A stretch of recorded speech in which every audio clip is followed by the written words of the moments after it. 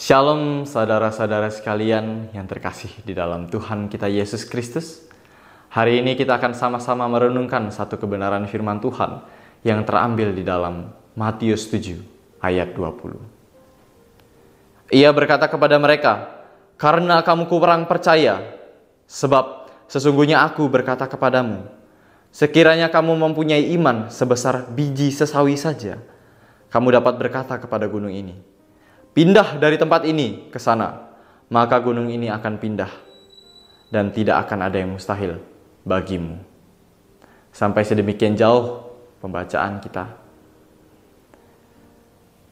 Biji sesawi di dalam zaman Tuhan Yesus adalah biji-biji yang paling kecil dari antara biji-biji yang lain. Dari analogi tentang biji sesawi ini, kita dapat melihat bahwa di zaman Tuhan Yesus, orang-orang sedikit saja orang-orang yang memiliki iman sebesar biji sesawi, atau bahkan tidak ada. Ini bisa dikatakan bahwa iman mereka itu dangkal.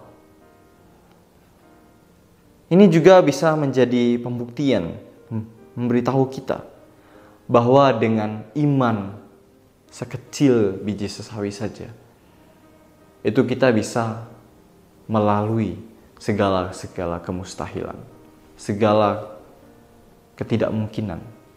Kita bisa melakukan segalanya. Kita bisa melalui segala rintangan yang kita rasa itu mustahil. Hal menarik dari biji sesawi ini adalah pertumbuhannya yang bisa dikatakan agak kurang masuk akal gitu. Pertumbuhannya itu dari biji sekecil ini menjadi sebuah pohon yang begitu besar.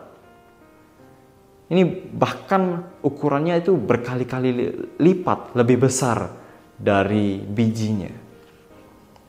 Ini artinya dengan kondisi yang baik, perawatan yang baik, biji sesawi ini akan tumbuh dengan sangat baik dan menghasilkan buah yang besar hanya dengan sesuatu yang kecil.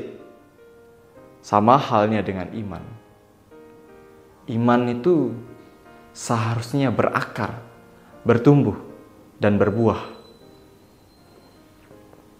Iman yang kecil harus menjadi iman yang besar. Bagaimana caranya? Dengan membangun kondisi yang baik untuk pertumbuhan iman kita. Seperti membangun relasi yang intim dengan Tuhan. Dengan iman, kita bisa yakin bahwa Tuhan memampukan kita untuk melalui segala rintangan. Saya ajak kita flashback gitu. Kita semua pernah melalui masa-masa COVID tahun 2020 sampai tahun 2022. Selama beberapa waktu kita cukup ragu gitu, bagaimana atau apa yang terjadi ke depannya. Tetapi dengan iman, kita bertahan sampai saat ini.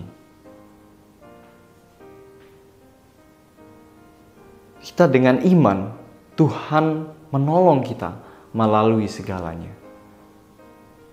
Kalau begitu, kalau kita setelah melewati masa-masa sulit itu, sekarang ketika kita melalui masa-masa sulit kembali, maukah kita menyerahkan diri kita kepada Tuhan dan membangun relasi yang intim dengan Dia?